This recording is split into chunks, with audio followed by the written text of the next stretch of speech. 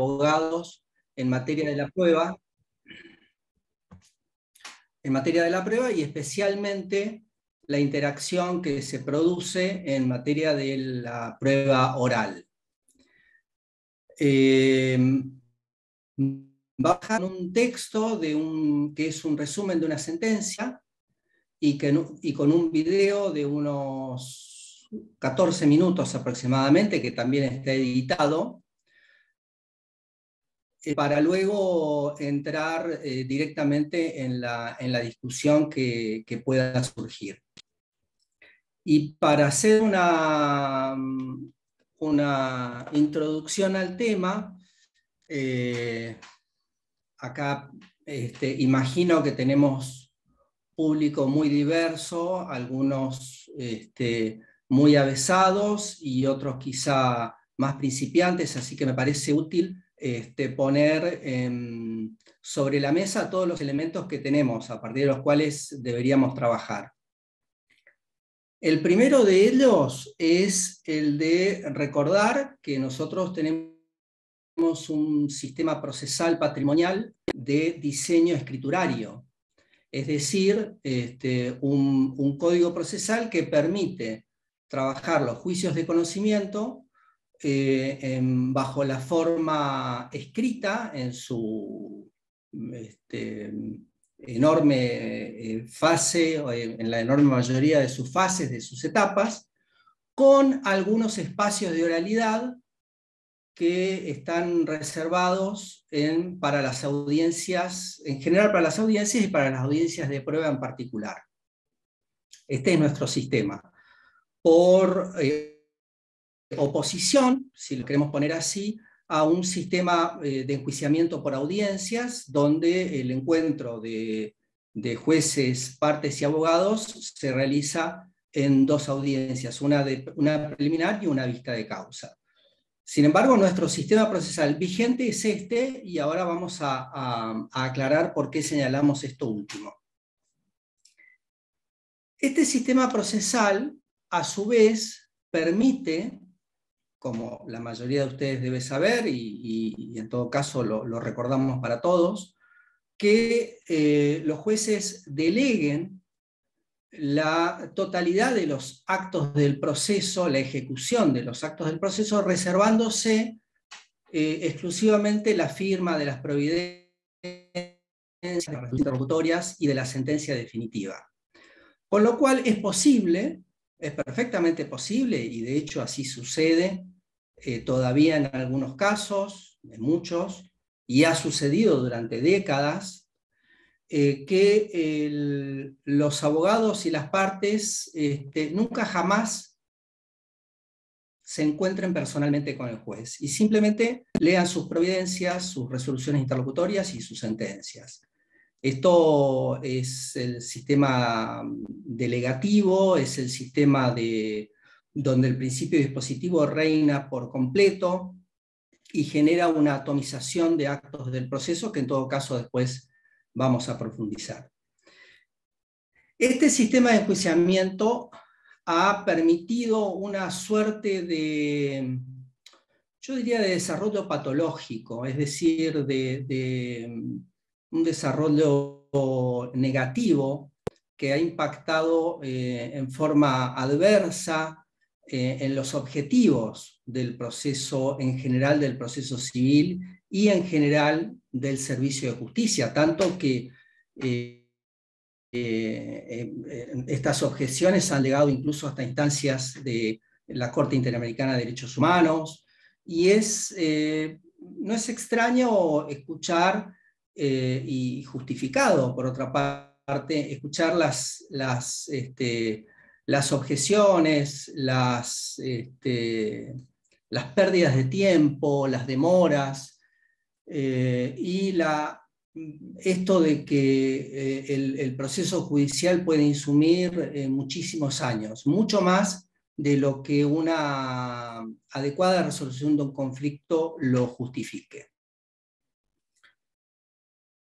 Esta característica que es percibida y ha sido percibida desde siempre también por los operadores jurídicos, se ha visto su remedio o su forma de saldar esta cuenta a través de lo que decíamos al principio, aquel denominado proceso por audiencias, que de una manera sistemática, de una manera institucional, se ha empezado a ejercer hace algunos años a través de lo que se conoce en la provincia de Buenos Aires y en buena parte del país por el programa de oralidad, donde los jueces y juezas de manera voluntaria se han sumado a un proyecto de transformación de las prácticas del proceso de conocimiento.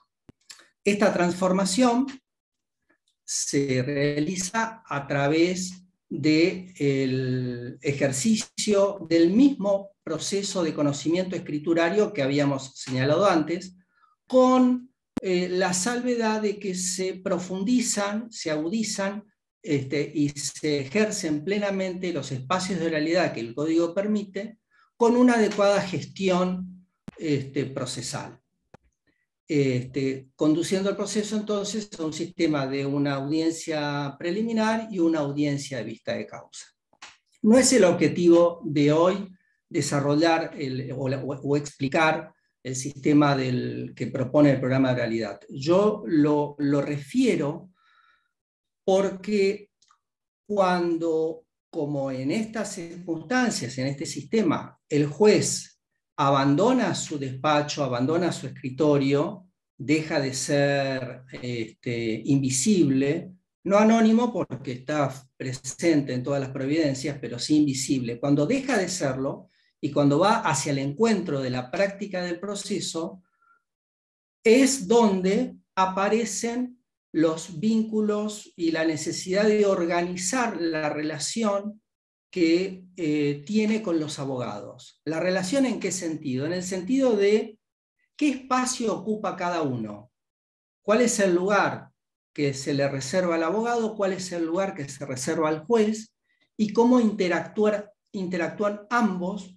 frente a un objeto que es el sistema procesal o el juicio. Acá es donde vale la pena investigar y discutir, porque antes, en el sistema anterior, donde el juez está replegado en su despacho, prácticamente no hay ninguna razón para que haya un conflicto, porque el juez está ausente. Entonces, en todo caso, lo que los abogados discuten es el acierto o el desacierto de las decisiones, pero difícilmente se dé la situación donde sea necesario calibrar el tono, la entidad, la dinámica que el juez le puede imprimir al proceso, porque en realidad el juez no le imprime ninguna dinámica. Todo está asentado en ese sistema escriturario en la iniciativa de las partes y llevándolo a los principios procesales, hay una suerte de exacerbación del principio dispositivo. Nosotros reconocemos en nuestro sistema procesal actual, en el sistema escriturario, el principio dispositivo atenuado, es decir, el principio dispositivo rige en cuanto a la apertura del juicio, en cuanto a las propuestas, a la introducción de las fuentes de prueba, a la delimitación del tema decidendum, y luego se atenúa en cuanto a la gestión, la marcha del proceso, la cadencia del proceso y la intervención del juez en la producción probatoria. Esto podría, habría que afinar los conceptos, pero esto podría ser una noción conceptual del principio dispositivo atenuado. Pero como dije, en el ejercicio del sistema escriturario, del proceso escriturario tradicional, ortodoxo, estas discusiones no existen, están fuera de la necesidad. En cambio, aparecen cuando los jueces ingresan a la escena de manera activa. Y entonces aquí es donde cobraría relevancia generar estas discusiones. Me gustaría, antes de seguir, si quieren hacer alguna pregunta, alguna intervención, o si estamos en claro sobre cuál es el piso de marcha de lo que estamos señalando. Los escucho si hay alguna pregunta. ¿Estamos en claro? Bien. También para los que no están completamente consustanciados con esta problemática, les cuento que esta cuestión está vigente por dos razones. La primera, por esto que les señalaba sobre el ejercicio del programa de oralidad, que está en plena vigencia en la provincia de Buenos Aires, por jueces de todos los departamentos judiciales. Y la segunda, porque evidentemente este debate inicial, que, bueno, en principio doctrinariamente estaría zanjado, aunque no de manera pacífica, ni en la comunidad jurídica, en la comunidad forense, ni en la política, del sistema procesal escriturario o el sistema procesal oral, lo cierto es que esta cuestión está presente en la preocupación de los últimos gobiernos de la provincia de Buenos Aires. Tanto el gobierno anterior de María Eugenia Vidal como el actual de Axel Kicillof han generado propuestas de reforma, propuestas de mutación del proceso patrimonial desde lo escriturario hacia lo oral en el proceso por audiencias. Es notable ver cómo dos gobiernos que ustedes saben que tienen pensamientos diferentes coinciden en esto que sería, para los que estudiamos el proceso civil, lo crucial en la necesidad de su reforma a los fines de ir hacia un sistema de justicia que abastezca las necesidades de los ciudadanos. De modo que si el proyecto anterior, el de Vidal, no prosperó, y sobre el actual está ahí en una suerte de limbo, está hasta donde sabemos en el Ministerio de Justicia, pero sin que nosotros sepamos al menos avances concretos en su intención de proyecto legislativo. Lo cierto es que esa preocupación está presente en la comunidad política, y no sería extraño que en algún momento pueda darse efectivamente esa reforma. Entonces, esto que estamos conversando sería ya un tema de todos los días, de manera no solamente en el orden de la práctica, como hoy sucede, sino un tema súper importante desde el punto de vista de la discusión normativa. La discusión también da por sentado que esta presencia de los jueces y juezas que pueden generar fricciones sea de carácter obligatorio y no voluntario en la propuesta normativa. Cosa que por otra parte es bastante claro si se piensa que una audiencia propiamente dicha, correctamente entendida, no puede ser llevada a cabo por otro funcionario judicial que no sea el propio juez, como representante del Estado. Vale decir que conceptualmente no habría una audiencia sin el juez. Y hoy, en los lugares donde se practica de esta forma, son otro tipo de actos procesales, pero no son audiencias estrictamente hablando. Bien. Dicho esto, si no hay ninguna pregunta, ninguna cuestión, vamos al desarrollo entonces del debate. ¿Alguna pregunta quieren formular?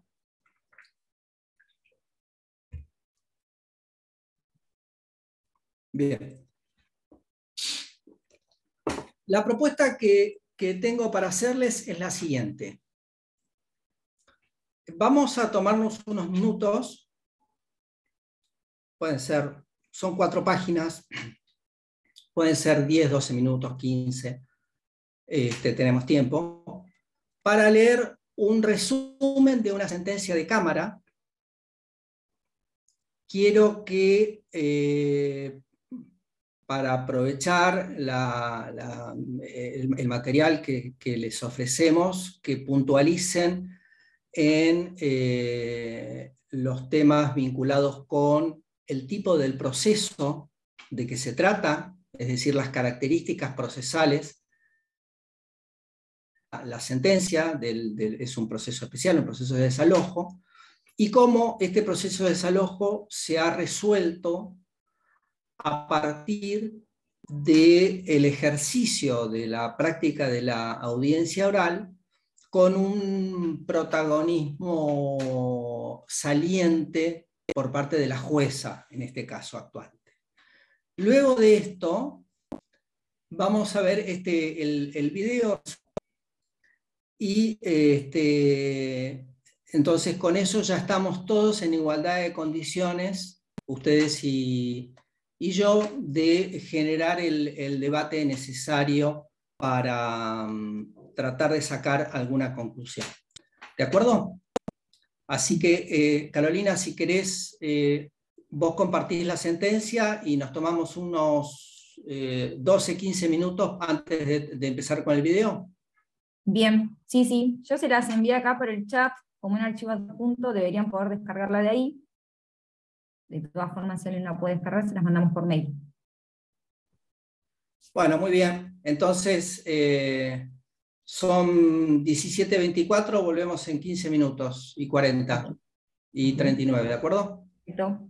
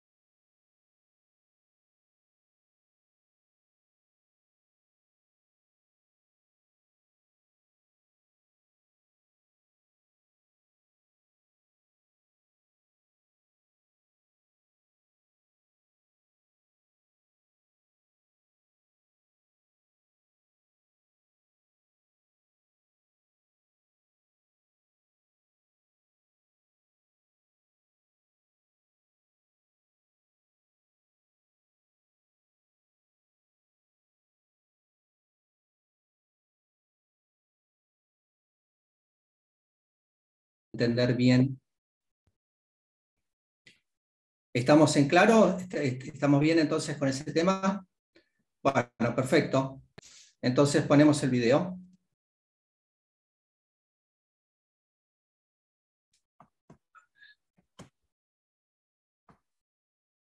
¿Me decís, Carolina, si está todo bien?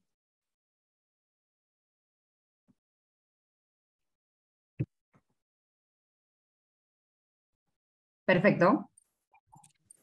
Muy bien. Sí. ¿Ya?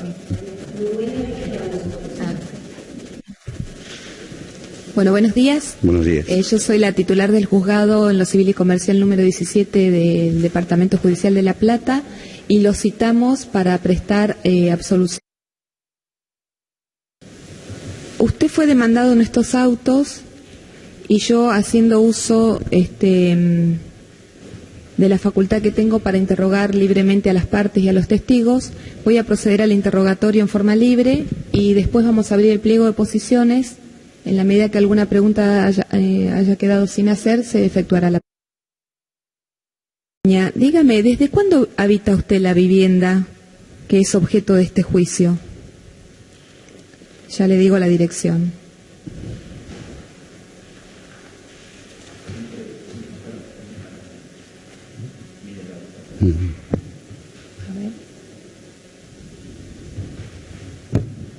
La vivienda de calle 12 de octubre, número 251 de Cañuelas. Desde hace 15 años. 15 años. ¿Y bajo qué circunstancias usted ingresó al inmueble? ¿Cómo fue? Como poseedor. Sí, no, pero quiero saber cómo ingresó, qué día, cómo fue, con quién, si tenía la llave. No entramos, pues entramos, estaba solo y fuimos y evitamos. Entramos nosotros ahí. Nadie lo dio la llave y eso. ¿Puede hablar más fuerte, por favor? Sí. ¿Cómo ingresó? Ingresamos nosotros a la vivienda. A la vivienda, como estaba solo eso, entramos. ¿La vivienda estaba sola? ¿Y estaba abierta? Sí. ¿Usted con quién ingresó? Con mi señora. ¿Y por qué ingresaron a la vivienda? Entramos a vivir. Sí, pero ¿cómo hicieron para entrar ahí? ¿Tenía alguna relación con alguien para saber que se podía entrar a la vivienda? ¿Cómo fue? No, entramos a vivir ahí. No teníamos relación con nadie, ¿no? ¿Me puede explicar mejor en qué circunstancias usted ingresó a la vivienda, por favor? ¿Cómo sabía que podía ingresar a esa vivienda? Si ¿usted es dueño de esa vivienda? ¿Es propietario? Sí, me considero así. Se considera, pero cuando usted entró a la vivienda, ¿en calidad de qué entró? ¿Y por qué? ¿Cómo supo que podía entrar a esa vivienda? ¿Conocía a alguien que estaba ahí adentro o no? No, adentro no había nadie. ¿Usted alquiló la vivienda? Sí. ¿A quién se la alquiló? ¿Cómo no ¿Alquiló la vivienda? No. ¿Me puede decir, por favor, cómo ingresó a la casa? ¿Cómo sabía que podía entrar a esa casa? ¿Que la casa estaba abierta? Me parece un poco confusa no es claro lo que me declara. Si usted ingresó a una vivienda, tiene que saber cómo entró. Sí, estaba abandonada. Sí. Ajá, abandonada. Estaba abandonada. Bien, ¿estaba todo abierto? Sí, estaba ¿Y adentro? Sí. ¿Y qué había adentro? ¿Adentro de la vivienda? Sí. No, nada. No. ¿Vacía? Sí. ¿Y usted sabe quién habitaba anteriormente esa vivienda? No. ¿Y quién le avisó de esa vivienda? ¿Cómo tomó conocimiento usted de esa vivienda? Sí, porque lo conocía yo del barrio. ¿Dónde vivía anteriormente, antes de ese lugar? Yo vivía en Cañuela, ahí, en Cañuela. ¿Dónde? En Cañuela. Vivía. Sí, ¿en qué lugar? Antes de vivir ahí en calle 12 de octubre, número 251. Vivía en otra vivienda en la calle, no recuerdo, pero no era propietario. ¿Pues usted dice que conoce la vivienda del barrio? ¿Vivía cerca de ahí? No, cerca no. Por eso, entonces, ¿cómo tomó conocimiento usted de esa vivienda y de que podía ingresar a la vivienda? Que no había nadie, que estaba abandonada. Y porque por gente que conocía, ¿no?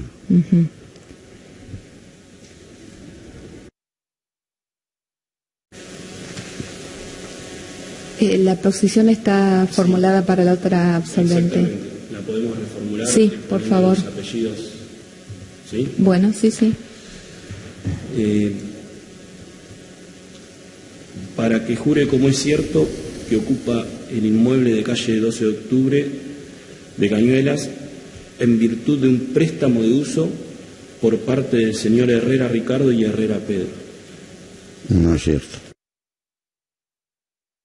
Yo le voy a hacer unas preguntas, primero en forma libre y después vamos a hacer unas preguntas que formula el letrado de la parte actora.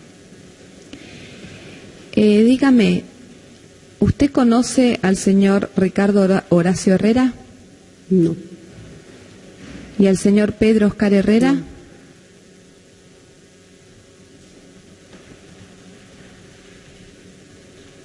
¿Dónde vive usted? En la calle 12 de octubre 250, Cañuelas. Ajá. ¿Desde hace cuánto tiempo que vive allí? Y alrededor del año 2000, ¿Cómo ingresó a esa vivienda? como poseedora. Sí, no, pero quiero que me cuente, que me describa bajo qué circunstancias usted ingresó a esa vivienda.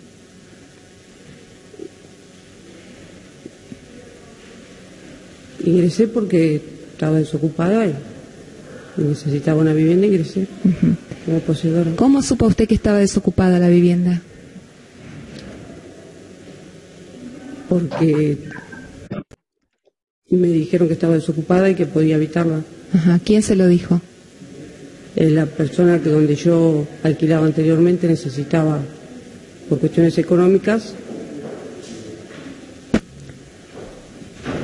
¿Usted conoce o conoció a Irene Delgado? No. ¿Me puede decir el nombre de su padre? Ricardo Horacio Herrera. ¿Y por qué me dijo anteriormente que no lo conoce? Porque no. ¿Irene Delgado tiene algún vínculo con usted? Es la madre.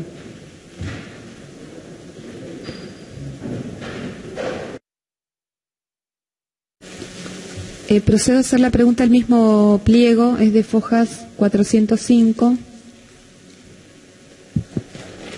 Y ahora la pregunta que le voy a hacer, primero tiene que responder por sí o por no, y después me puede hacer las aclaraciones que crea conveniente. Para que jure como es cierto que ocupa el inmueble de calle 12 de octubre, número 250 de Cañuelas, porque se lo prestaron su padre y su tío. No es cierto. Es la primera, sí, es la única. Doctor. Para que jure como es cierto que su abuela Delgado falleció en el año 2007. No es cierto.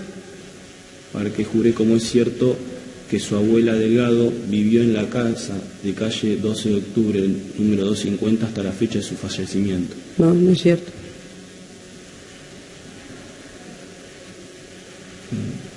Está bien.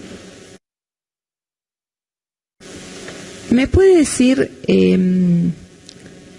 quién ocupa la vivienda de calle 12 de octubre, número 250 de Cañuelas, actualmente? Esta señora que usted nombró. ¿Me puede decir su nombre? Y yo no me acuerdo muy bien de ello. Ajá. ¿Usted la conoce? La conozco porque es mi sobrina, pues nada más. Ajá. ¿Hace cuánto tiempo que ella ocupa ese inmueble? Y de que falleció mi madre, más o menos. Ajá. ¿Me puede decir, recuerda cuándo? No, no recuerdo. No. Ajá. Pero más de 3 años, sí, hace más de 3 años. ¿Más de cuánto? Más de 3 años. Bien. ¿Dónde vivía su madre antes de fallecer? En la casa que vive esta chica, esta mujer. Ajá. ¿Desde cuándo que vivía la señora Irene Delgado? De que compró la casa esa. Uh-huh. ¿Y con quién vivía? Sola vivía.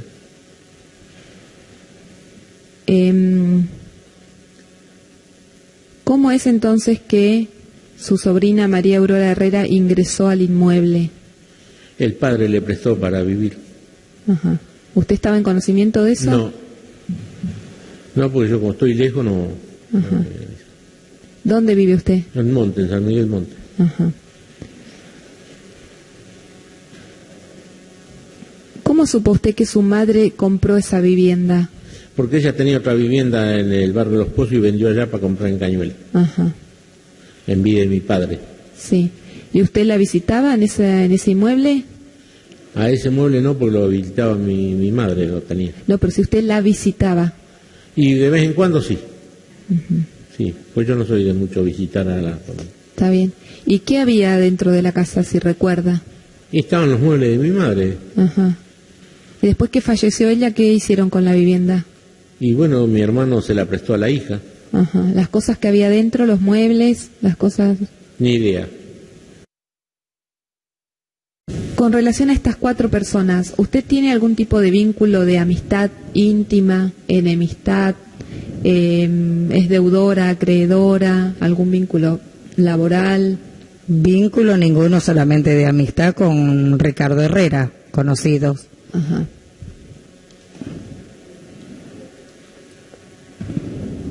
Dígame, ¿usted sabe quién habita actualmente un inmueble en calle 12 de octubre, número 250 de Cañuelas? María Aurora Herrera y Víctor Ludueña. Ajá. ¿Desde hace cuánto tiempo que ellos habitan ese inmueble? Mira, no te sabría decir cuánto hace que murió la mamá de estos muchachos, pero calculo que 5 o 6 años, si no me equivoco, porque no me acuerdo bien cuándo falleció. ¿Y quién vivía con anterioridad en ese inmueble? Vivía doña Irene Delgado. ¿Cuánto tiempo vivió ella en ese inmueble? Y muchos años, muchos años. ¿Cómo lo sabe usted? Porque yo soy vecina de ellos, inclusive varias veces fui a visitar a doña Irene a la casa. Ah, ¿usted conoce la casa por Sí, adentro? conozco la casa. ¿Y cómo estaba equipada la casa? Conozco el comedor y una cocinita que era donde yo estuve. Ajá. Y un patio atrás. Bien. ¿Usted sabe por qué o cómo María Aurora Herrera y Víctor Ludueña entraron a la vivienda? Al fallecer doña Irene, la mamá de Ricardo Herrera y Pedro Herrera, Ricardo Herrera le prestó la casa. ¿Usted cómo sabe que fue un préstamo? Porque siempre tenemos comunicación con Ricardo Herrera y siempre me para en mi casa para dejar alguna bicicleta y siempre me comenta las cosas. Ajá. ¿Usted vio cuando se hizo la mudanza? No, no lo vi. No. ¿Usted sabe quién lo hizo? ¿Cómo fue? No, desconozco. Ajá. ¿Usted sabe si María Aurora Herrera y Víctor Hugo Ludueña hicieron refacciones en el inmueble? No, no le sabría decir. ¿No fue nunca después del fallecimiento de Irene a la vivienda? No fui nunca más.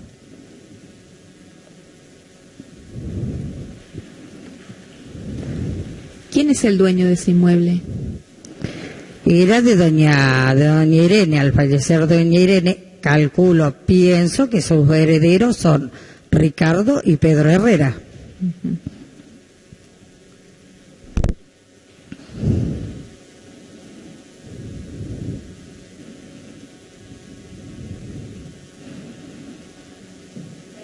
Está hecha la pregunta. Sí. ¿Ahí? Bueno, momento. ¿Cuántas veces fue a la casa de calle 12 de octubre 250? Cuando vivía doña Irene, 3 veces. ¿En qué año estuvo en la casa? Te digo que hace muchos años. Si te digo los años, te mentiría. Hace, no sé, fácil 20 años, creo. Si te digo un año, te miento. ¿De qué color es la casa? En su momento estaba pintada con cal. ¿Puede describirla interiormente? Yo pasé a un comedor, una cocina y un comedor muy chiquitito. Después no pedí tampoco me dijo de pasar las piezas, lo único que vi un patio grande atrás. ¿Quién la llevó a la casa a usted? No, yo fui al hospital, sabía que doña Irene vivía ahí dentro de todo cerca del hospital, me fui a quedar unas horas con ella. ¿Cómo sabía que vivía ahí, en esa dirección? Porque doña Irene cuando pasaba para la casa de su hijo, pasaba por casa y siempre paraba en mi casa que nosotros teníamos negocio. ¿A qué distancia usted vive de la casa de calle 12 de octubre? No, vivimos a kilómetros.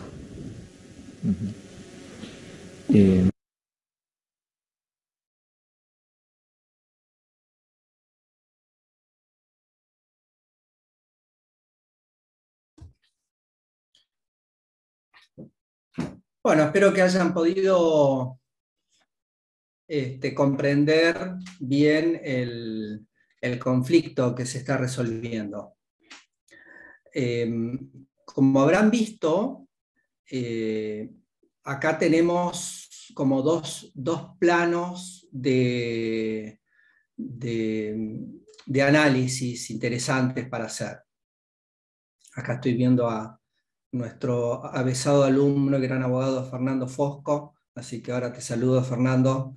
Esperamos tus opiniones, especialista egresado de nuestra carrera. Hay dos planos de debate interesantes. El primero es la condición técnica que tiene este juicio.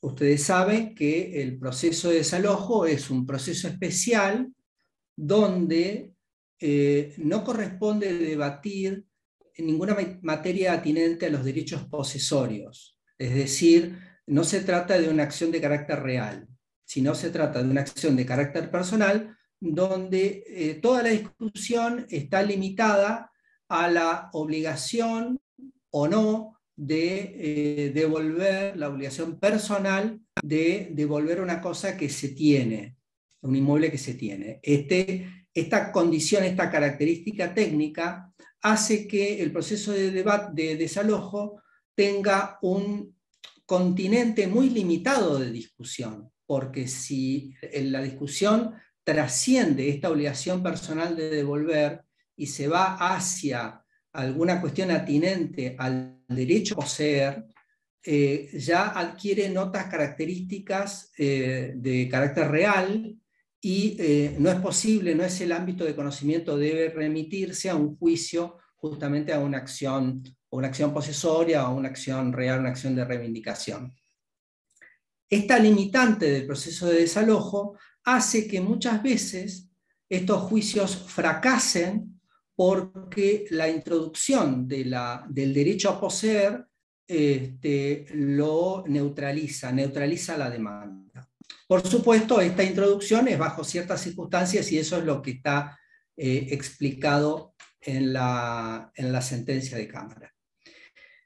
Este es un plano de discusión netamente técnico. El otro es el plano de la acción, es decir, qué sucedió en esa audiencia que dio lugar a un conocimiento sobre las circunstancias del caso que nos deberíamos preguntar si hubiera sido posible bajo un sistema de toma de la prueba ortodoxo tradicional sin la presencia de la jueza.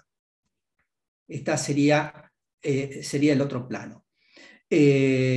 Y bien, acá estamos reunidos, jueces y abogados, y cada uno tendrá una posición sobre lo que sucedió, si lo que sucedió es correcto, si es legal, si es ilegal, si es correcto, si la jueza se extralimitó en sus funciones, en sus facultades, y en todo caso, cuáles son los valores que están en juego.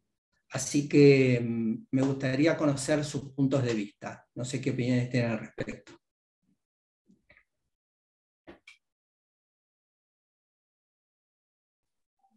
¿Quién se anima a romper el hielo? Yo.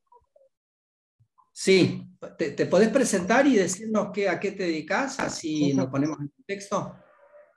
Bueno, yo soy Franco Lofeudo, soy abogado, me recibí el año pasado. Con respecto a lo que veía en el video, notaba que por lo menos los dos primeros testimonios había contradicciones en lo que decía. Cuando la jueza preguntaba, eh, decían una cosa, después cuando les volvió a preguntar decían otra. Y era lo mismo que les había preguntado. Notaba esas cuestiones como que no vi que, por lo menos en esas dos, como que haya una preparación a la hora de responderles las preguntas.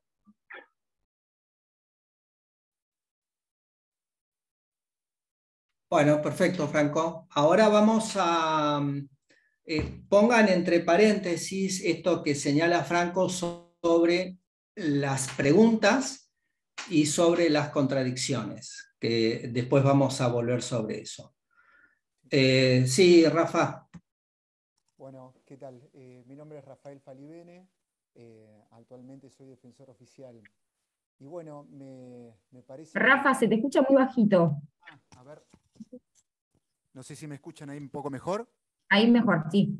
Bueno, les comentaba que actualmente soy defensor oficial civil, pero bueno, durante muchos años y con el régimen que comentaba Andrés, he tomado audiencias de absolución de posiciones y la modalidad es muy distinta, especialmente por la participación del juez, donde aflora un poco más o casi forma integral la verdad, ¿no? Esta forma de preguntar del juez que por ahí, en mi caso, de haber tomado audiencias de absolución de posiciones, me hace ruido cuando la jueza hace alguna subjetivación en torno a las respuestas, diciendo no me queda claro o como no le parece verosímil.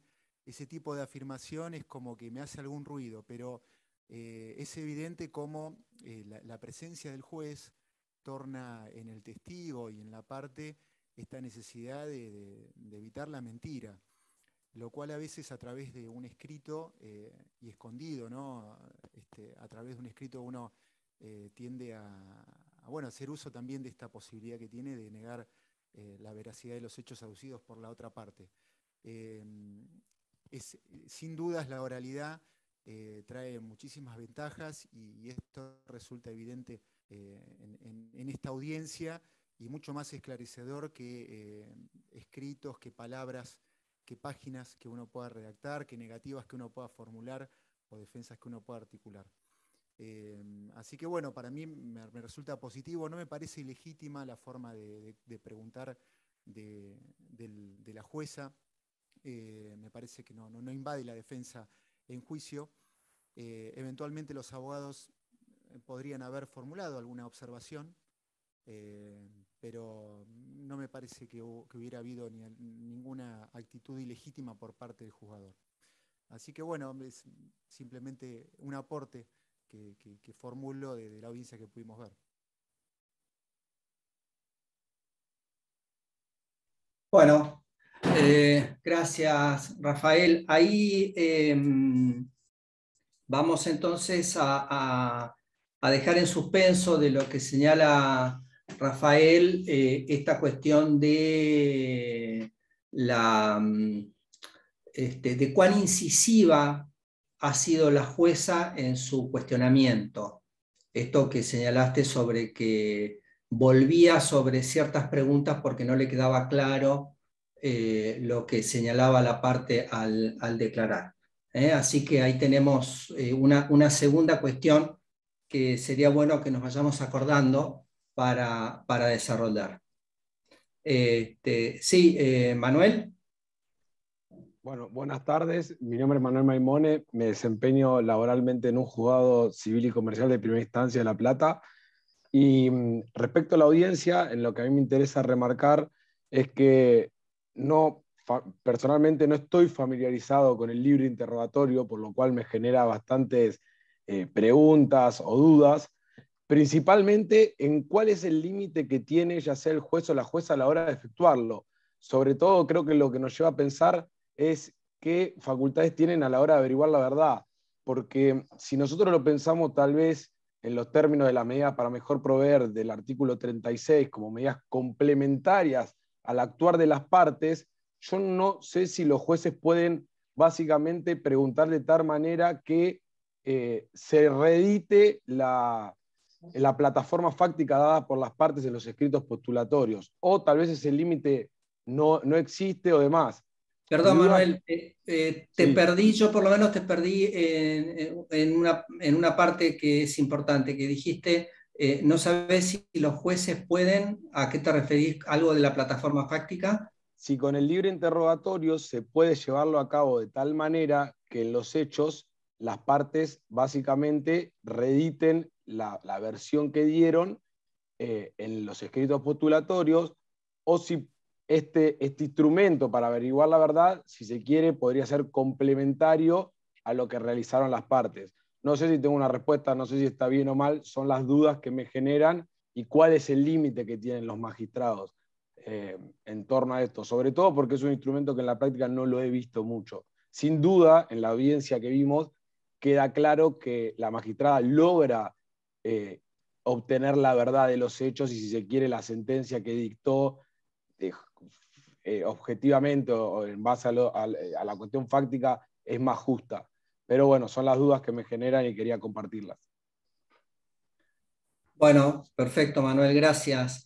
Fíjense cómo vamos de a poco desgranando algunos o poniendo sobre la mesa algunos de los puntos críticos que surgen, que vamos viendo que esos puntos críticos aparecen con claridad cuando vemos el juicio en acción.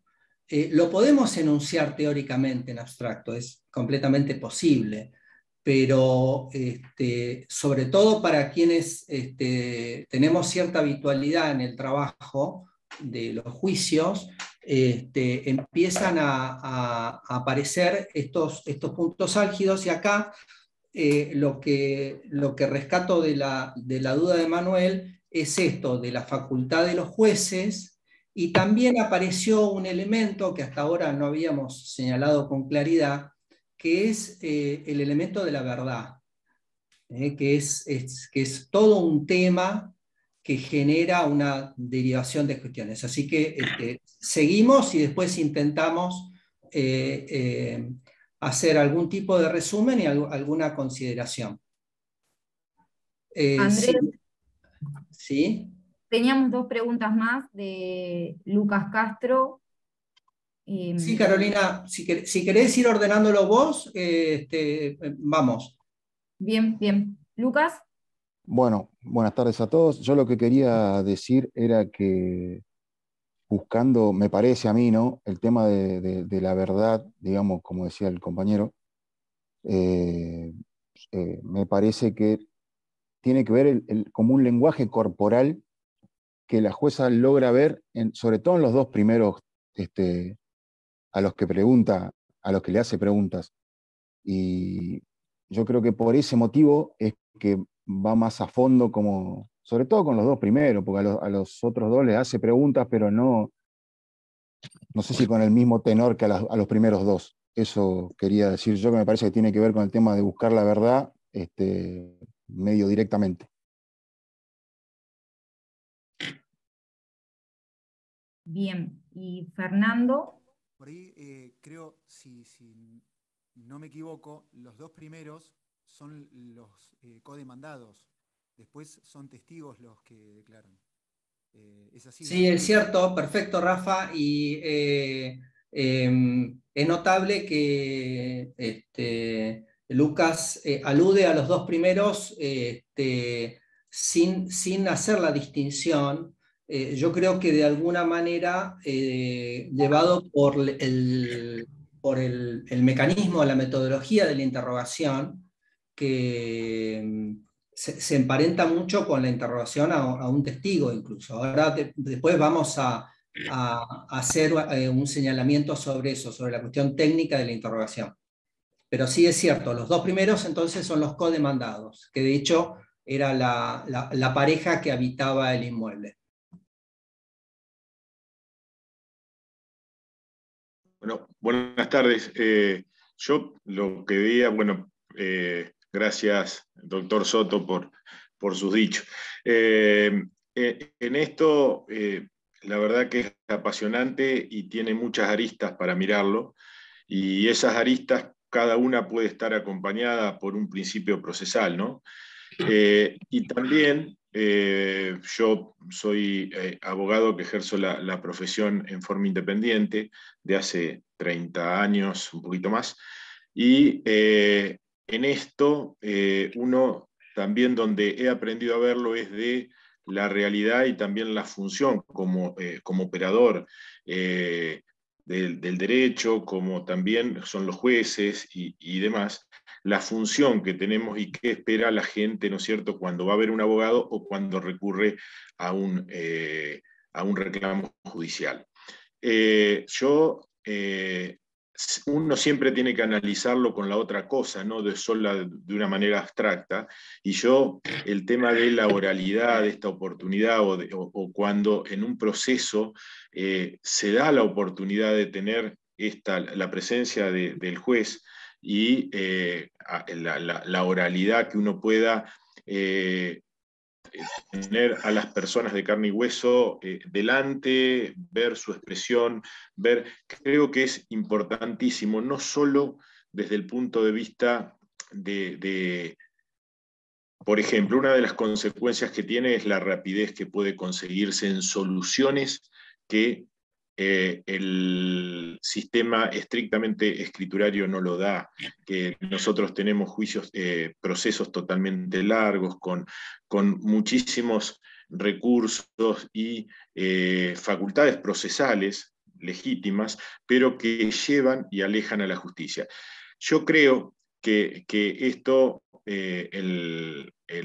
la verdad objetiva, el tema de dar la posibilidad de tener a quien recurre a la justicia, tener enfrente al juez, da también más allá de la cuestión estrictamente jurídico, el análisis que le podemos dar, es un muy buen mensaje a la sociedad, porque creo que me ha pasado en estos últimos 4 o 5 años y he podido comparar en procesos y que tramitan en distintos juzgados y con una impronta y con la otra, uno ve que, que puede, cómo se llegan a resultados totalmente distintos. O sea, en los dos podemos llegar a una sentencia, pero la rapidez que se puede conseguir por el otro lado, la respuesta que se puede tener y cómo llega a la sociedad creo que es muy importante. Así que, teniendo en cuenta el análisis de la sentencia y a su vez de las audiencias, yo creo que posiblemente se hubiese llegado a la misma conclusión, pero sin duda que estoy convencido de que de esta manera se llegó mucho más convencido. Quienes tuvieron la solución, creo que se convencieron de esa sentencia y a su vez no dudo de que se ha logrado eso en un tiempo muchísimo más rápido que si se hubiese hecho en un proceso sin ese tipo de audiencia, sin ese tipo de proximidad. Gracias, Fernando. Bueno, gracias, Fernando. Vamos a anotar acá lo último que dijo Fernando sobre el tema del convencimiento. Supongamos que estamos de acuerdo con esta observación que hace Fernando sobre que hubo un convencimiento acerca del sentido de la solución, y entiendo que el sentido de lo que decís, Fernando, es acerca de la equidad de la decisión, ¿no es cierto?, de la justicia del caso. Seguimos, Carol.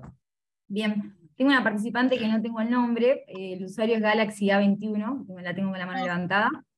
Sí, soy yo. ¿Cómo estás, Carol?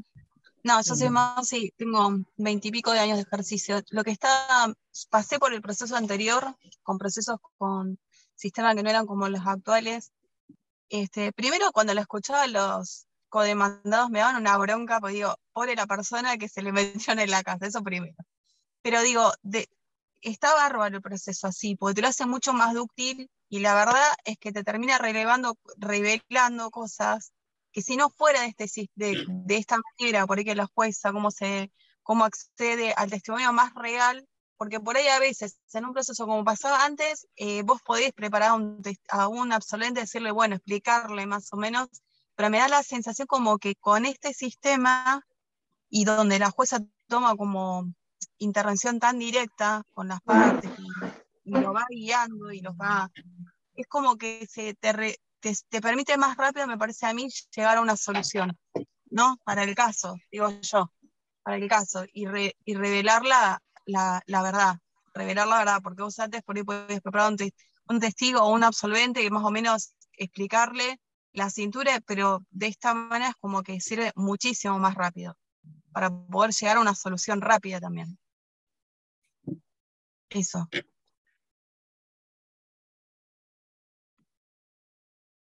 Gracias, Mausi. No, de nada. Bien. ¿Y Mariana? La tengo con la mano levantada también. Bien, hola, buenas tardes. Yo soy Mariana Drueta, secretaria del Juzgado Civil de Tres Arroyos, allá departamento Bahía Blanca, más lejos.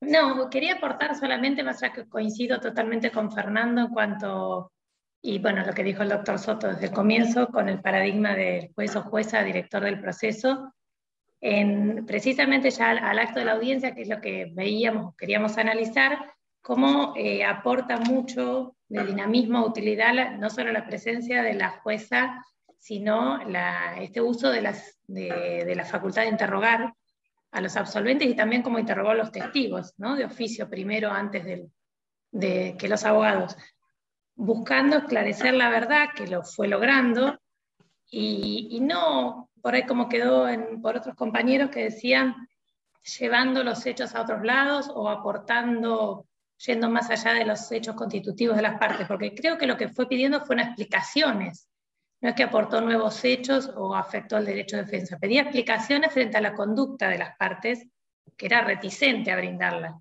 Entonces me parece que era correcta su postura, que no afectaba ni excedía sus funciones. De hecho, a partir de eso logra esclarecer un poco los hechos o que las partes tengan que brindar mayores explicaciones que no las querían dar, ¿no? Que estaba justificado en esa conducta reticente. Simplemente, bueno, comparto en realidad con lo que dijeron los demás, pero simplemente aportar eso. Gracias, Mariana. Bueno, gracias, Mariana. Creo que nos vimos en Necochea, ¿no es cierto? ¿Puede ser? Sí, muy bien, muy bien. Bueno. Y tenemos el aporte de Karina, ¿no es cierto? ¿Cómo te va, Cari? Qué gusto que estés compartiendo con nosotros. Una gran defensora que tenemos acá en nuestro foro. Te escuchamos, Gracias, Cari. doctor. No, por ahí nosotros que lo vivimos constantemente desde el otro lado, también nos cuestionamos esto. Sería muy bueno que esta situación de las pruebas y del manejo pudiera eventualmente en una posterior reforma quedar claro, y entonces esto que la función del juez en esas audiencias, o hasta dónde el exceso del juez o no el juez, o la posibilidad de aportarle la prueba a la otra parte, que es lo que a veces quienes somos abogados de parte podemos cuestionarnos, quedaría zanjado. Sin perjuicio de ello, en la audiencia que vimos, yo creo que por ahí la doctora Gral, si hubiera permitido primero absolver las posiciones y ella luego hubiera interrogado, este cuestionamiento capaz que no hubiera tenido un cuestionamiento de hasta dónde se extralimita, porque por ahí eso hubiera dado para poder aclarar las posiciones. Yo creo que por ahí ella, con esta facultad que ella se irroga, hay veces previo a cuando la prueba todavía no está producida por la parte o leído el pliego, hace que se cuestione. Creo que igualmente, si uno lo mira desde la verdad objetiva, aún cuando a uno le pueda doler que su parte sea la no beneficiada en la sentencia, creo que es una sentencia justa y creo que a eso es lo que debe aspirar de alguna manera la justicia, pese a los roles que uno tiene. Creo que sería muy bueno que estas reformas se vean reflejadas que estas cuestiones se vean reflejadas en una reforma procesal para poder todos tener más claridad cuáles son las funciones de cada uno. Porque hay veces para los abogados de las partes es muy difícil, porque así como hoy la doctora en este caso interroga libremente, bueno, hay amplitud de pruebas que uno entiende que no lo son, o negligencias que no se dan, o cuestiones de prueba que a veces es muy dificultoso para quienes ejercemos la profesión o tenemos que defender, cuando el juez, entendemos, por ahí a veces se extralimita.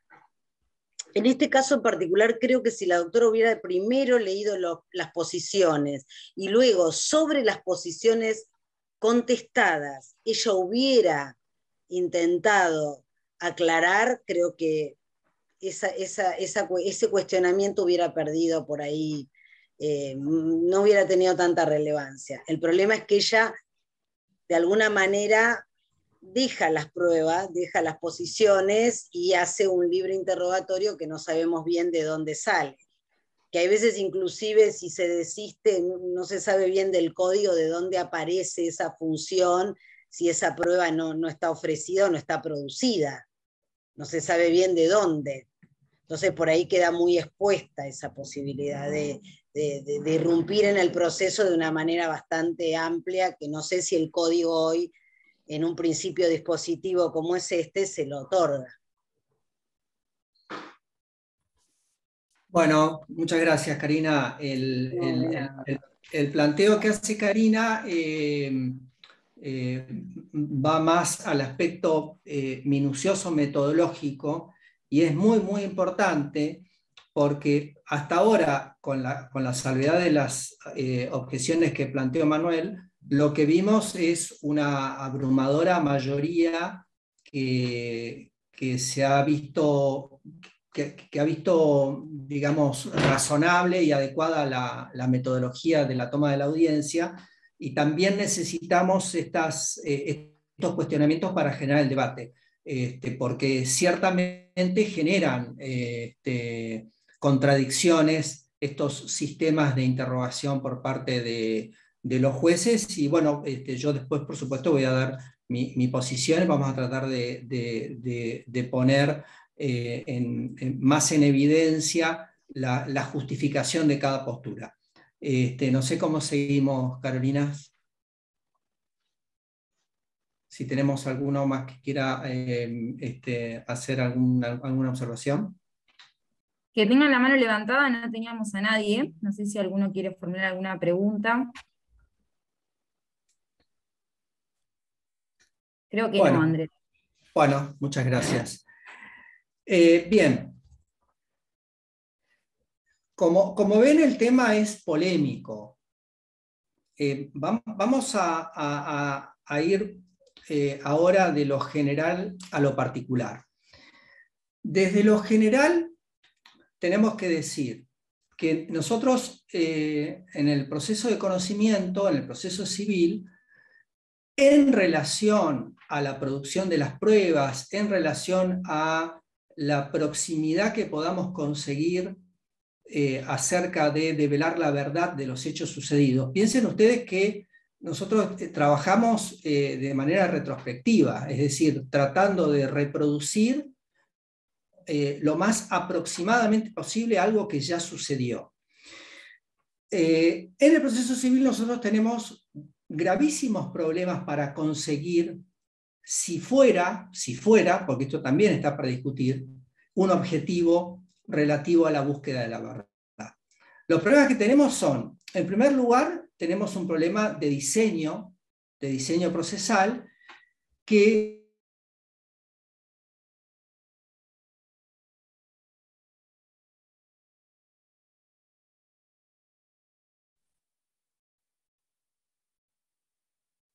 ahí se cortó. Creo que se quedó, Caro, sin conexión Andrés. Nos quedamos sin... Sí, se nos congeló Andrés. Bueno, ahora... Por suerte tenemos a Cecilia, entonces va a seguir Cecilia. No dice Cecilia. Estamos esperando que te... Bien. Igual aprovechamos este ratito para agradecer que está presente acá la codirectora del Centro de Estudios de Gestión Judicial, Karina Vigliardi, la tenemos ahí presente, y también a Cecilia Tanco, que es la expositora de la próxima clase. Ahí lo tengo antes que está entrando. Denos uno. Aguárdenme.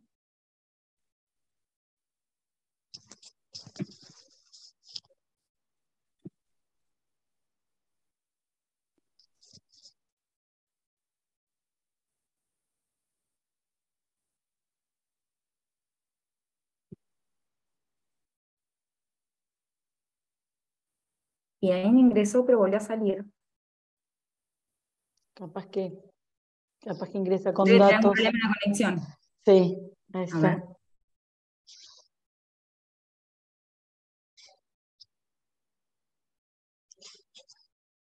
Agradecemos la paciencia de esperar, porque justo venía la parte de evolución de Andrés, así que sería importante que se pueda volver a conectar. Sí. Ahí está Andrés. Ahí está Andrés. Ahí lo tenemos. Bien. Sospeché que nos habíamos perdido porque los empecé a ver congelados a todos. Estaba como en el chiste del gallego que ve que todo el mundo va en contramano, ¿no? El congelado era yo. Bien, ¿dónde quedé entonces? No sé si llegamos a hablar de los límites metodológicos del proceso. Hablábamos del principio dispositivo, esto es que las partes eligen libremente qué hechos discutir y cuáles no. Da al proceso un contenido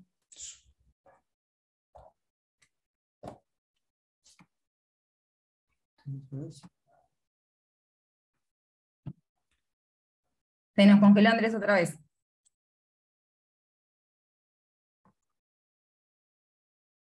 Ahí estamos. Sí, ¿me escuchan? Bien, ahí sí, sí, perfecto. Yo tengo conexión, tengo buena conexión, pero evidentemente no es lo que parece. Bueno, seguimos. Entonces les decía que esto le da al proceso un contenido sobre el cual el juez no puede avanzar. Esto es lo primero.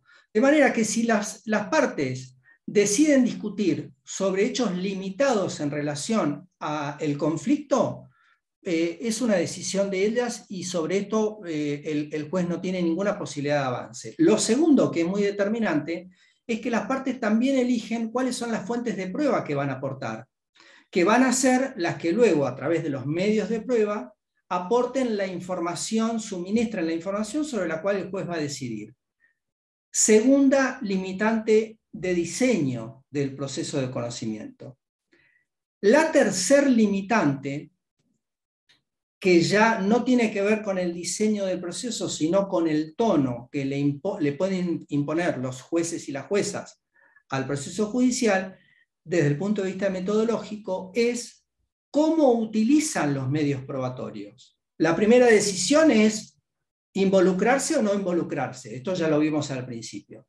Suponiendo que los jueces se involucren, la pregunta es cómo lo hacen. ¿Lo hacen interviniendo, utilizando sus facultades para establecer si los puntos de pericia son adecuados, si los medios de prueba tienen que ver con hechos relevantes y contradictorios?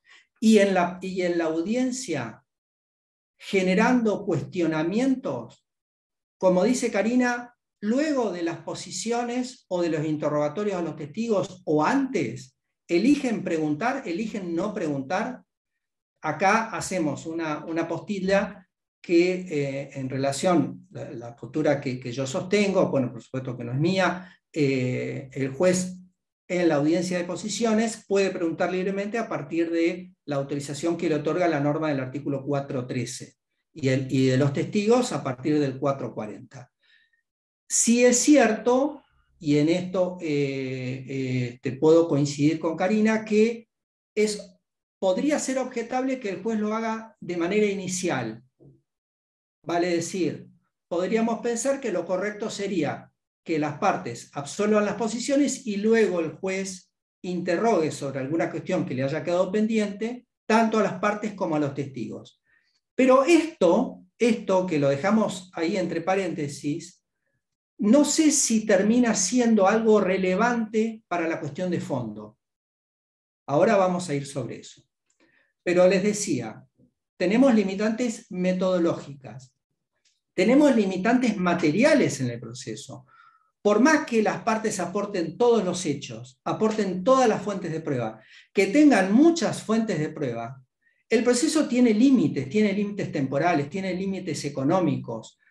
No hay posibilidades, el proceso no es un proyecto de investigación que tiene fuentes ilimitadas en cuanto a fuentes económicas y fuentes temporales ilimitadas. Tiene que ser acotado en un tiempo, en un espacio. Están los principios, no solo los principios de aportación de prueba, los principios dispositivos, sino el principio de preclusión que hace que los actos procesales deban generarse en un momento determinado y no en cualquiera. De modo que esta también es una limitante a el acercamiento o la aproximación a la verdad. Y la tercer limitante es la limitante ideológica, la cuestión de fondo. ¿Pensamos que realmente el proceso tiene que ver o tiene como objetivo develar los hechos? ¿O el proceso tiene más un sentido de la solución del conflicto, que si en la solución del conflicto se develan los hechos, bien, y si no, no importa, de todas maneras el conflicto se solucionó? Este también es algo sobre lo cual, estando en una posición o en otra, nos va a generar una conducta determinada u otra. Luego de estas tres limitantes, nos vamos a ir, esto es el disparador de ciertos cuestionamientos de fondo, que los voy a mostrar en una placa de PowerPoint para poder desarrollarlos. ¿Se ve ahí? Sí. Sí, sí, sí. Bien. Fíjense, algunos de los temas que subyacen en este debate están en estas cuestiones, que las podemos titular como dos visiones sobre el servicio de justicia. Que nos hacemos preguntas. La primera, ¿el proceso tiene como objetivo resolver conflictos exclusivamente o es un instrumento de política pública de un Estado determinado? La respuesta que demos a esto, que demos en realidad a cada pregunta, nos va a terminar por justificar una posición u otra en las que estamos discutiendo. Cuando hablamos de resolver conflictos o política pública, a lo que nos referimos es, pensamos que el proceso es solamente o debe ser solamente un ámbito aséptico, limitado, donde el Estado le otorga a las partes que utilizan sus mejores posibilidades a través de sus abogados, desplegar sus estrategias para ver cuál posición triunfa, o tiene que ver con una política pública de establecer las decisiones sobre la base de ciertos convencimientos, sobre la base de el cumplimiento de ciertos objetivos legislativos. Esto se ve muy claro, por ejemplo, en, bueno, ni hablar, la tenemos a Karina acá, ni hablar que esto se ve muy claro en el derecho de familia, que la legislación impone una marcha del proceso porque tiene un objetivo sustancial. Se ve muy claro en el derecho del trabajo, se ve muy claro en el derecho del consumidor, se ve muy claro en el derecho patrimonial exclusivamente, como estamos discutiendo. Bueno, acá no lo vemos con tanta claridad como en otros órdenes sustanciales. De esta pregunta nos hacemos esta otra. ¿Los jueces son espectadores o son, ahí indicamos, coprotagonistas? Porque descontamos que los protagonistas son las partes y sus abogados. ¿El juez o la jueza ingresa como un coprotagonista más al proceso o más bien es un espectador que observa cómo cada parte produce sus pruebas, cómo genera sus mecanismos de convencimiento y luego toma la decisión? La tercera pregunta que nos hacemos: ¿las partes están en un plano de igualdad formal o real? La igualdad formal es la que asegura la norma. La norma nos dice, a partir de, en realidad, de la Constitución Nacional, del artículo 16, que todos somos iguales ante la ley. Con lo cual todos estamos igualados ante el proceso. Ahora, ¿eso nos asegura ser iguales? ¿O es necesario que el juez o la jueza intervenga, opere sobre el proceso para que alguna desigualdad estructural previa al proceso pueda transformarse en una igualdad en el debate?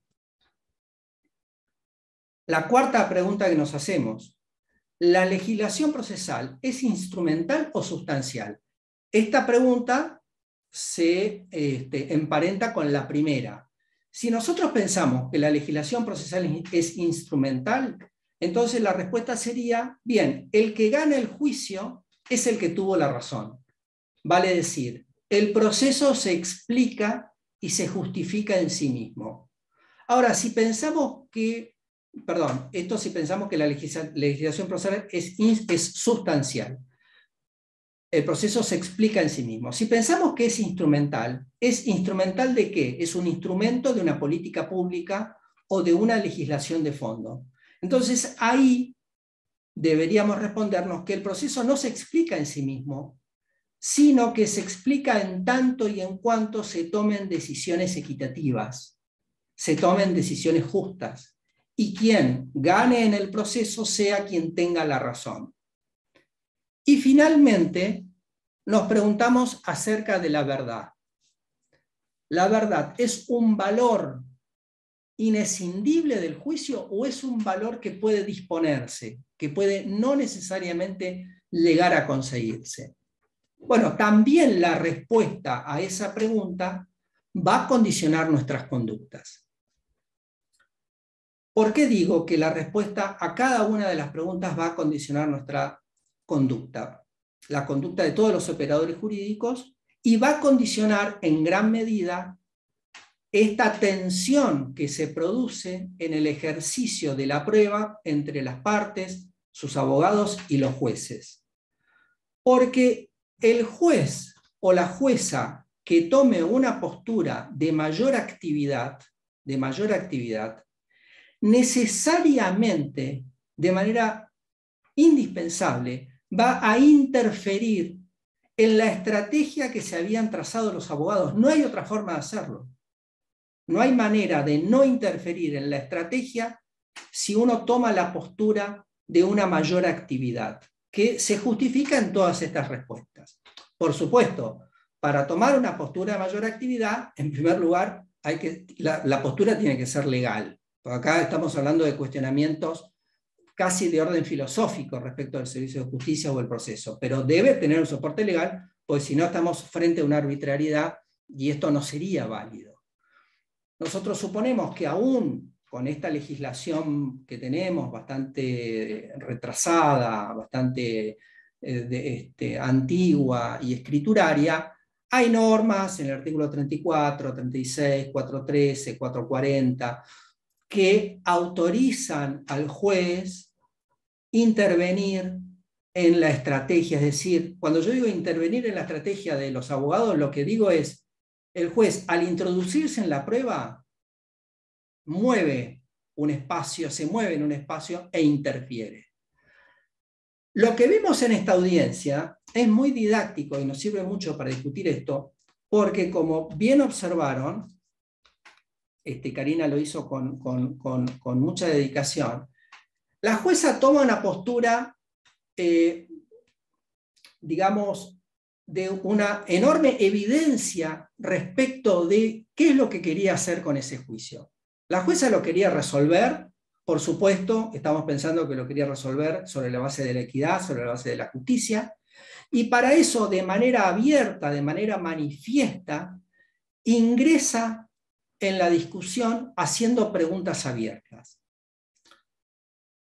Si hubiera hecho algunas de estas preguntas de manera solapada luego del pliego de posiciones, sin dudas, y esto también lo observó Fernando, hubiera llegado al mismo resultado. Es decir, se hubiera develado que en ese caso teníamos una hija que había, a quien se le había hecho un préstamo de uso de una propiedad, de la cual no tenía derecho, en la cual no tenía derecho a permanecer una vez que ese préstamo de uso había sido revocado. Conducta evidente por la parte actora, que la parte actora no era ni más ni menos que su papá y su tío. Es decir, no hubiera sido difícil poner esto a la luz luego de un pliego de posiciones. Ahora, la pregunta es, ¿el pliego de posiciones hubiera sido suficiente para develar esto? Quizá no. Porque piensen ustedes, y acá vamos a uno de los interrogantes que hicieron sobre las preguntas.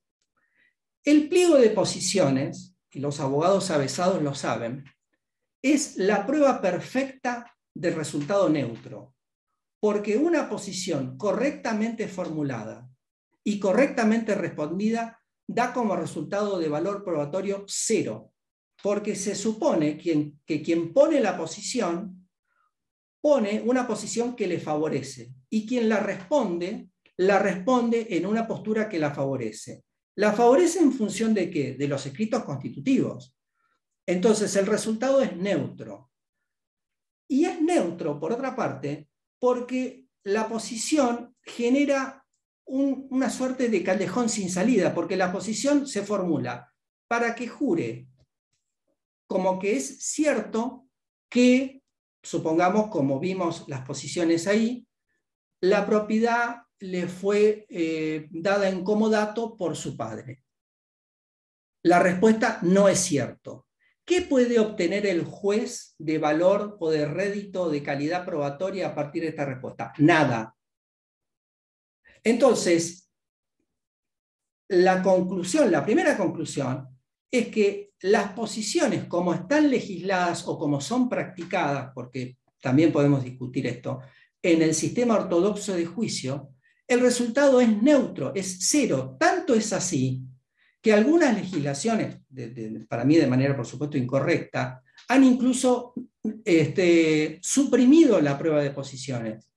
Porque, y los abogados lo ven todo el tiempo, no es raro ver en un juicio que los abogados desistan recíprocamente de las pruebas de posiciones porque saben que no van a encontrar ningún resultado. ¿Cuándo cambia el resultado? Cuando el juez pregunta, cuando el juez utiliza el 413, porque acá la jueza cambia la metodología y pasa de la posición a la interrogación. Enorme diferencia, porque la posición termina por si es cierto o no es cierto, y la interrogación exige, como buena pregunta abierta que es, exige una respuesta abierta. Y aquí es donde la estrategia se desbalancea. Entonces, vamos a recapitular. Concedamos que nos parece excesivo que la jueza haya preguntado inicialmente. ¿Podemos pensar que, habiendo preguntado luego de las posiciones cuyo resultado fue previsiblemente neutro, no hubiera llegado a la misma situación? Difícilmente no hubiera llegado al mismo resultado. Solamente que de una manera más, diría yo, aparentemente ortodoxa, porque permitiendo el despliegue de las estrategias iniciales de los abogados. Y seguramente con un sentido de frustración menor en el abogado de la defensa, que veía cómo se desmoronaba su estrategia defensiva, que en el caso no era mala, porque si bien tenía muchas posibilidades de perder, no nos olvidemos de lo primero.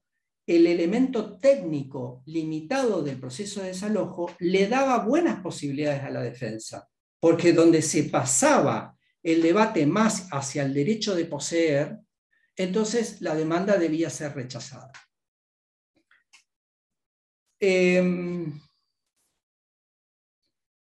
Entonces nos habíamos anotado esto de las preguntas. Relacionado con las preguntas, me gustaría hacer una observación previa, que es la siguiente. El proceso judicial no es más, desde un punto de vista, que un sistema de comunicaciones. Las partes se comunican entre sí a través del juez o de la jueza, el juez o la jueza también lo hace, y en este diálogo que se va produciendo, finalmente se arriba a una decisión.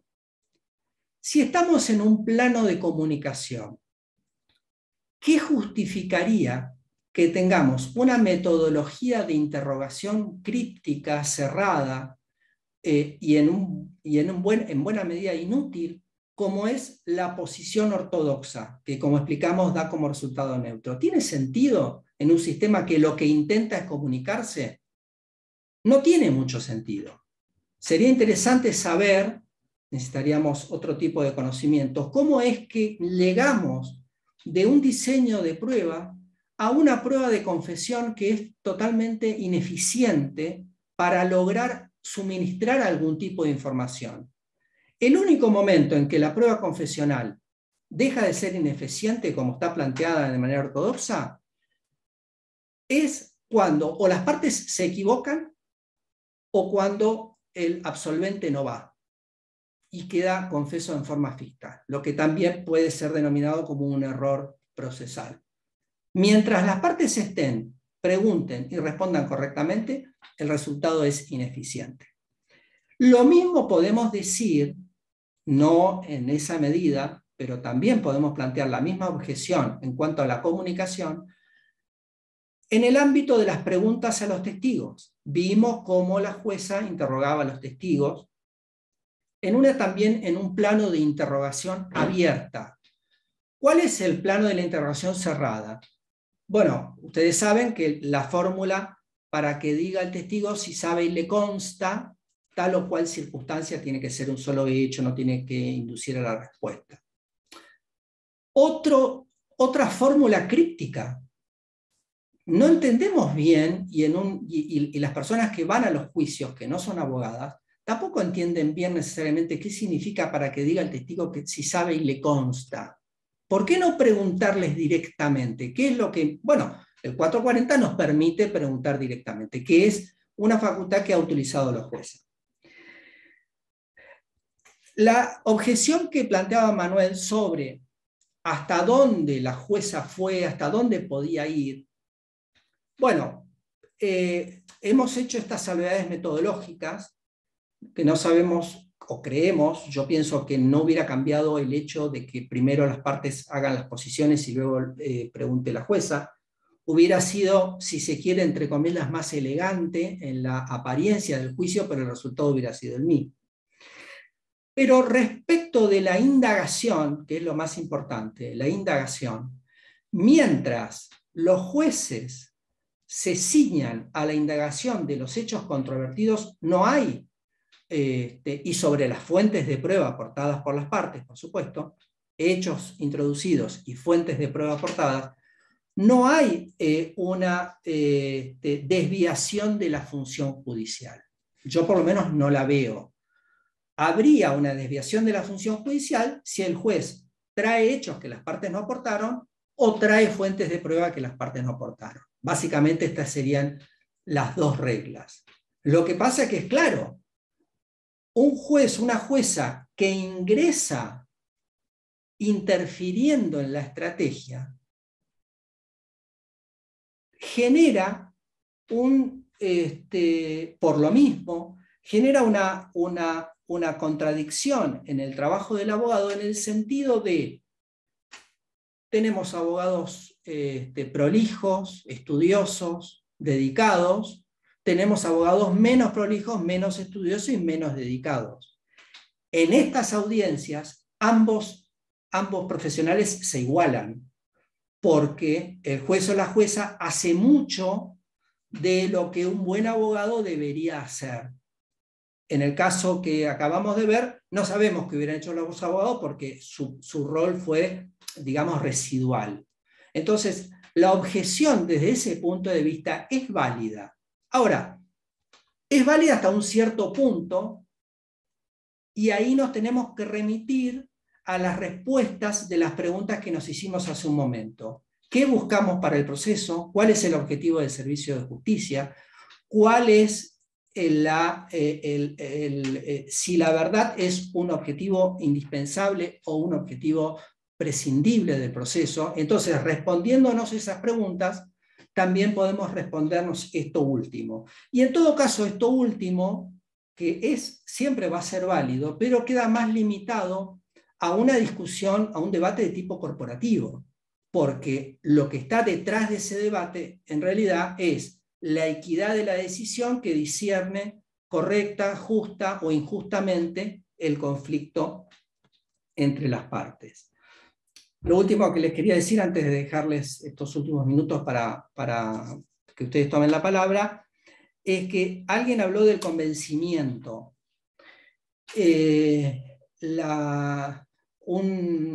Mi maestro del Derecho Procesal, el profesor Berizonce, que todos ustedes conocen o han escuchado de él, nos decía que los jueces se legitiman cuando las partes aceptan la decisión, más allá de las instancias recursivas, más allá de los estamentos técnicos. Y esto me parece que es un gran acierto. Si nosotros conseguimos que luego de una audiencia de prueba, donde debatimos libremente, con las garantías, por supuesto, con el cuidado del debido proceso, han quedado establecidas con claridad las circunstancias que definen una situación, sin dudas las partes, aun cuando no les convenga la decisión, van a estar conformes, desde el punto de vista, digamos, conformes en el sentido republicano de la palabra, en cuanto a la aceptación de la decisión, aún la aceptación adversa, porque se va a ver evidenciado qué es lo que sucedió. Y difícilmente tengan una concepción tan equivocada de de lo que debían hacer previamente. En todo caso, por supuesto, se estaban defendiendo dentro del límite de sus derechos. Con lo cual, la aceptación de la decisión, la legitimación en definitiva de la decisión de los jueces, también tiene como un escalón importante la actividad que desarrollen los jueces y juezas en el desarrollo, en la actividad, en los medios probatorios, especialmente en las audiencias. Bueno, creo que pude resumir por lo menos los puntos más importantes que ustedes plantearon, así que los escucho estos últimos minutos lo que quieran rebatir o señalar. Muchas gracias, Andrés, muy interesante, muy interesante. Lamentamos que estemos cortos con el tiempo porque era para estar escuchándote un buen rato más. Bueno, quedan los micrófonos abiertos para quien quiera realizar algún comentario, alguna pregunta, alguna reflexión final.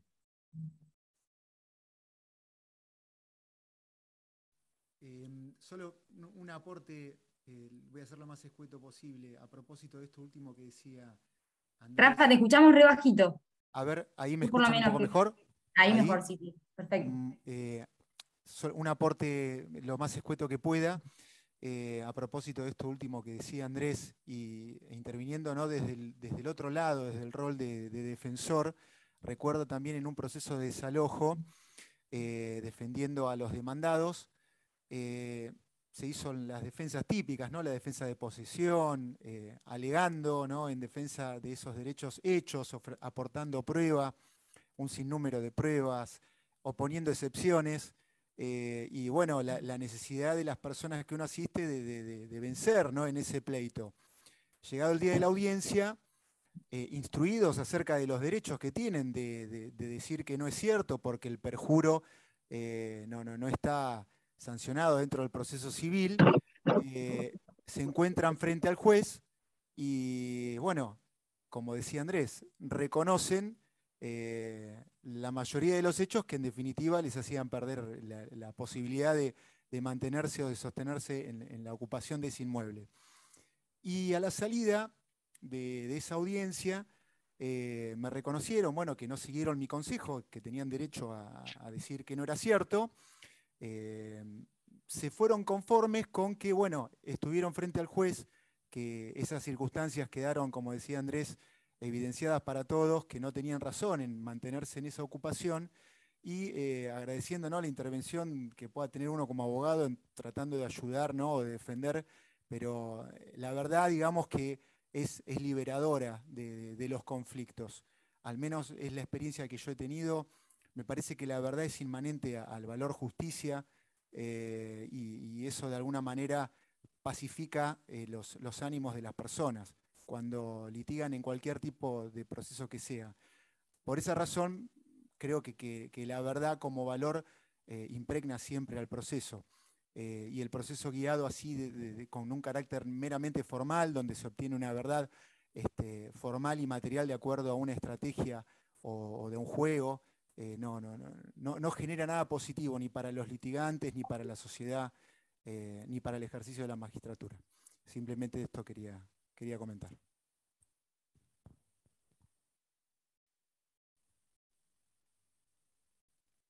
Muy bien, gracias Rafa por la reflexión. ¿Alguien más quiere señalar algo, hacer algún aporte, alguna objeción?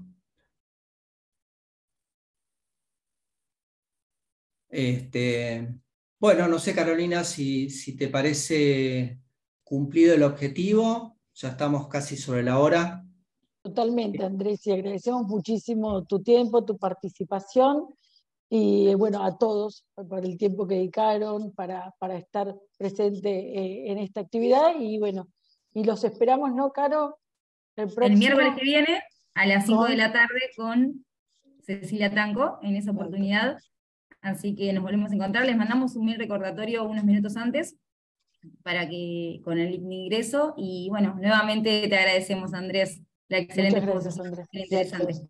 Bueno, muchas gracias. Aprovechen a Cecilia, que es una gran jueza que tenemos la fortuna de tenerla acá en La Plata y en la provincia. Y así que muchas gracias por la participación y por el debate. Adiós, hasta luego. Gracias a todos.